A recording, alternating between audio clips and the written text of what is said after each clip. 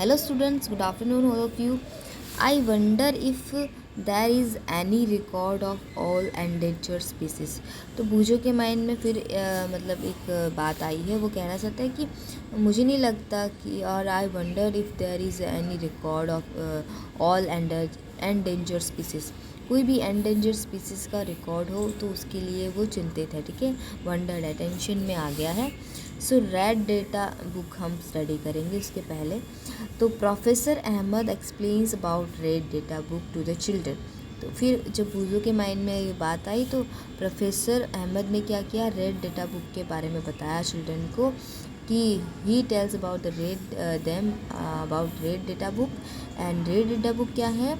The source book है which keeps a record of all the endangered animals. ठीक है, तो एंडेंजर्ड स्पीसीज के बारे में बात की ना बूझो ने, तो इसी वजह से प्रोफेसर अहमद ने क्या बोला, रेड डेटा बुक के बारे में उन लोगों को बताया. रेड डेटा बुक क्या होता है? एक सोर्स बुक होता है जो कि सारे इंडेंजर्ड एनिमल का रिकॉर्ड रखता है and plants also. So red data book is maintained internationally by an organisation. तो एक ऑर्गेनाइजेशन के थ्रू ये इंटरनेशनली बनाया गया. इंटरनेशनल लेवल पे जितने भी एनिमल्स और प्लांट्स हैं उन सब का, जो एंडेंजर्ड एनिमल्स और प्लांट्स हैं उन सब का रिकॉर्ड कौन रखता है? रेड डेटा बुक रखता है. And India also maintains red data book for plants and animals found in India. ठीक है, तो इंडिया में भी रेड डेटा बुक है जो कि मेंटेन्स करता है all the plants and animals which are found in India. Now migration क्या होता है बेटा? The excursion or exclusion party then enters deeper into the forest under the guidance of Madhavji. They sit near the Tawa Tawa Reserve Tawa reserve second. और ये क्या लिखा है? Reserve to relax for some time. जो Tawa reserve था second, उसमें जो है वो उन्होंने क्या किया, रिलैक्स किया some time. Paheli observe some of the birds. फिर पहेली ने क्या किए, बर्ड्स को ऑब्जर्व किए नियर द रिवर पे कुछ बर्ड्स थी. ठीक है, सो टावर रिजर्वायर होगा. ठीक है, तो वहाँ पे एक रिवर था, उसके पास में कुछ बर्ड्स थे. तो पहेली ने उन बर्ड को ऑब्जर्व करी थी. Madhav ji tells the children that these are migratory birds. फिर माधव जी ने क्या बोला उन चिल्ड्रन को कि ये माइग्रेटरी बर्ड्स हैं. These birds have phloem here from other parts of the world. ठीक है, ये बर्ड्स जो है वो यहाँ से फ्लो हो जाएंगे. ठीक है, थोड़े टाइम के बाद phloem here from the other parts of the world. ठीक है, अच्छा यहाँ पे आए हैं, दूसरे पार्ट्स से जो है वो यहाँ पे आए हैं थोड़े टाइम के लिए. सो माइग्रेटरी बर्ड्स क्या होते हैं? Fly to far away areas every year during a particular time because of climate change. क्योंकि क्लाइमेट चेंज हो जाता है तो वो क्लाइमेट उनके लिए सूटेबल नहीं करता है, इसलिए वो अपना पहले जैसा क्लाइमेट ढूंढने के लिए जो है वो वहाँ से माइग्रेट हो जाते हैं. यानी कि शिफ्ट हो जाना, माइग्रेट मीन शिफ्ट हो जाना. तो वो वहाँ से शिफ्ट हो जाते हैं क्योंकि वो क्लाइमेट अभी उनके लिए सूटेबल नहीं है. तो फिर पर्टिकुलर मतलब एवरी ईयर वो क्या करते हैं, पर्टिकुलर टाइम पे अपना जो है वो प्लेस चेंज करते रहते हैं. ठीक है, शिफ्ट होते रहते हैं, उसको माइग्रेट होना बोलते हैं. और क्योंकि ये बर्ड्स डिफरेंट प्लेसेस पे शिफ्ट होते हैं, इस वजह से इन बर्ड को माइग्रेटरी बर्ड्स बोला जाता है. They fly for lying eggs. ठीक है, वो एग को लाई करने के लिए फ्लाई करते हैं. As the weather in their natural habitat becomes very cold and inhospitable. ठीक है, तो अब देखो उनका जो मतलब उनके एग को मतलब एग के लिए जो है वो वहाँ का वेदर और वहाँ का क्लाइमेट जो है वो सूटेबल नहीं है. वेरी कोल्ड, बहुत ज़्यादा कोल्ड हो जाता है या फिर इनहॉस्पिटेबल हो जाता है. तो इस वजह से वो क्या करते हैं, इंडिया में आते हैं. वहाँ का क्लाइमेट ज़्यादा कोल्ड नहीं है, तो इस वजह से वहाँ पे आके जो है वो अपने एग को ले करते हैं सॉरी, मतलब छोड़ते हैं वहाँ पे. Birds who cover long distance to reach another land are known as migratory birds as Paheli learned in class 7। तो क्लास 7 में आपने माइग्रेटरी बर्ड्स के बारे में सुना ही होगा कि जो बर्ड्स होते हैं हु कवर लॉन्ग डिस्टेंस, बहुत ज़्यादा डिस्टेंस कवर करते हैं, to reach another land are known as, दूसरे लैंड पे पहुंचने के लिए, तो उनको माइग्रेटरी बर्ड्स बोला जाता है। ठीक है। नाउ रिसाइकलिंग ऑफ पेपर, अब हम पेपर को कैसे रिसाइकल करते हैं। ठीक है। क्यों पेपर की बात कर रहे हैं हम, पेपर हमें कहाँ से मिलता है, ट्री से मिलता है। ठीक है। तो उसका रिसाइकलिंग हम करेंगे ताकि जो है वो ट्री को कट ना करना पड़े। पेपर को अगर हम रिसाइकल कर लेंगे, रिसाइकल करेंगे, रिसाइकल मीन्स वापस से उसका यूज़ करना। ठीक है। जो पेपर वेस्ट होते हैं उसका यूज़ करके हम न्यू पेपर बना सकते हैं ताकि हमें ट्री को कट ना करना पड़े। So professor Ahmed draws attention of the children to another cause of deforestation. ठीक है। तो डिफॉरेस्टेशन का दूसरा कॉज उन्होंने बताया। He tells them that it takes 17 full ground trees, grown trees, 17 full grown trees to make 1 ton of paper. ठीक है। तो 1 टन पेपर बनाने के लिए आपको कितना, 17 फुल ग्रोन ट्री को, ग्रोन ट्री यानी अच्छे से ग्रो किए हुए ट्री होते हैं, उनको जो है वो आपको कट करना पड़ेगा अगर आपको 1 टन पेपर बनाना है तो। Therefore we should save paper, इसीलिए हमें पेपर को सेव करना चाहिए। Professor Ahmed also tells that paper can be recycled 5 to 7 times for use, paper को हम रिसाइकल कर सकते हैं 5 to 7 टाइम आफ्टर यूज़। देखो जैसे कि आपने जो नोटबुक लिखी, ठीक है, आपका क्लास बुक नोटबुक पूरा फुल हो गया है तो आप जो है वो उसको पस्ती वाले को दे देते हो। ठीक है। तो पस्ती वाला क्या करता है, आगे भेजता है, वो रिसाइकल होकर फिर से न्यू नोटबुक में आता है, फिर आप उसको यूज़ करते हो, फिर आप अपना क्लास वर्क बनाते हो, फिर वो फुल हो जाता है, फिर आप पस्ती वाले को देते हो, फिर वो वापस जो है वो उसका न्यू। इस तरह से आपकी जो मतलब जैसे क्लास वर्क का एज एग्जाम्पल लेके बोले तो वो 5 to 7 टाइम रिसाइकल होके आप उसको यूज़ करते हो। ठीक है।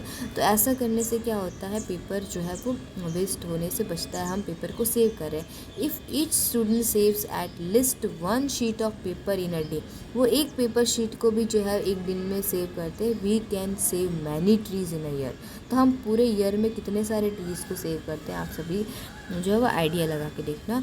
We should save reuse used paper and recycle it, हमें पेपर को सेव करना चाहिए, उसका रीयूज़ करना चाहिए और उसको यूज़ करना, यूज्ड पेपर को यूज़ करना चाहिए एंड रिसाइकल इट, और उसको रिसाइकल करना चाहिए। So by this we not only save trees but also save energy, ना कि हम ट्री को सेव करें बल्कि हम एनर्जी को भी सेव कर रहे हैं and water needed for manufacturing paper. देखो तो ट्री के अलावा जो है वो एनर्जी और वाटर भी चाहिए होता है पेपर की मैन्युफैक्चरिंग के लिए। सो दैट्स वाई हम वाटर को भी सेव कर रहे हैं, एनर्जी को भी सेव कर रहे हैं और ट्री को भी सेव कर रहे हैं if we save the paper. Moreover, the amount of harmful chemicals used in paper making will also be reduced। ठीक है। तो देखो पेपर मेकिंग के में जो है वो कुछ केमिकल्स भी यूज़ किए जाते हैं जो कि हार्मफुल होते हैं हमारे एटमॉस्फेयर के लिए। ठीक है। तो वो भी जो है वो रिड्यूस हो जाएंगे अगर हम पेपर को सेव करना चालू कर देंगे तो। So is there any permanent solution to the problem of deforestation, तो क्या डिफॉरेस्टेशन का कोई परमानेंट सोल्यूशन नहीं है, ये तो सब टेम्परेरी सोल्यूशन है, ज़रूरी नहीं सारे ही बच्चे जो है वो पेपर सेव करें।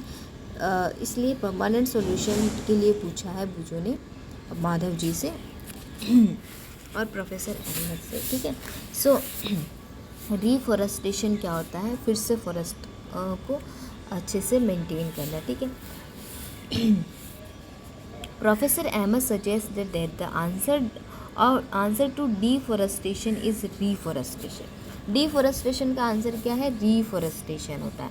Reforestation is restocking of the destroyed forest, जो भी फॉरेस्ट डिस्ट्रॉय हो गए हैं और या फिर बाय प्लांटिंग न्यू ट्री को प्लांट करके हम उसको क्या करेंगे, रीस्टॉक करेंगे।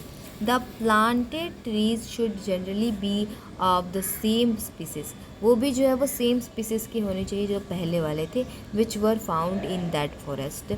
We should plant at least as many trees as we cut, जितने हम कट करते हैं उतने प्लांट तो हमें ग्रो करने ही चाहिए obviously. Reforestation can take place naturally also, reforestation जो है वो नेचुरली हो सकता है if the reforested sorry, if the deforested area is left undisturbed, it re-established itself. In natural reforestation there is no rule of human beings. तो natural reforestation में human being का कोई भी रोल नहीं होता, नेचुरली वो अपने आप ही रिफोरेस्ट हो जाते हैं। अगर हम उनको डिस्टर्ब नहीं करेंगे तो हमारा कोई भी ह्यूमन बीइंग का कोई भी रोल नहीं होता उसके अंदर, वो अपने आप ही रिफोरेस्ट हो जाएंगे। We have already caused tremendous damage in to our forest, ठीक है। तो हमने ऑलरेडी जो है वो ट्रिमेंडियस कॉज मतलब डैमेज किया हुआ है to our forest. If we have to retain our green wealth, अगर हमें अपना ग्रीन वेल्थ रिटेन करना है for future generations, plantation of more trees is the only option. अगर हमारे फ्यूचर जनरेशन के लिए, ठीक है, हमारी आने वाली जनरेशन के लिए अगर हम ग्रीन वेल्थ चाहते हैं तो हमें ज़्यादा से ज़्यादा ट्री को प्लांट करना चाहिए। तो यही एक ओनली ऑप्शन है to provide green wealth for future generations. Now Professor Ahmed told them that in India we have the Forest, that is Conservation Act. This act is aimed, ये जो act है Conservation Act, at preservation and conservation of natural forest and meeting the basic need of the people living in or near the forest, ठीक है। तो forest के near में जो लोग रहते हैं उनका जो बेसिक नीड है उसको ध्यान में रखते हुए नेचुरल फॉरेस्ट के कंजर्वेशन के लिए ये एक्ट चलाया गया है। After some rest Madhav ji asked the children to start heading back because it is not advisable to stay in the jungle after sunset, ठीक है। तो अभी सनसेट हो गया है तो माधव जी ने बोला फटाफट आपको जो है वो अभी वापस जाना होगा, क्योंकि जंगल में सनसेट के बाद आप एडवाइजेबल नहीं है रहना। It is not advisable to stay in the jungle after sunset. So on getting back professor Ahmed and the children thank Madhav ji for guiding them so through this exciting experience, ठीक है। तो हम भी माधव जी को थैंक यू बोलेंगे, उन्होंने काफ़ी ज़्यादा इन्फॉर्मेशन दे दी हमें बायोस्फीयर रिजर्व, नेशनल पार्क्स और वाइल्ड लाइफ सेंचुरी के बारे में। And also red data book migratory birds और recycle of paper and then at last reforestation. तो इतनी सारी इन्फॉर्मेशन हमने माधव जी से ली, तो माधव जी को थैंक यू तो बोलना पड़ेगा। So thank you Madhav ji and bye bye, take care students, for thank you watching this video।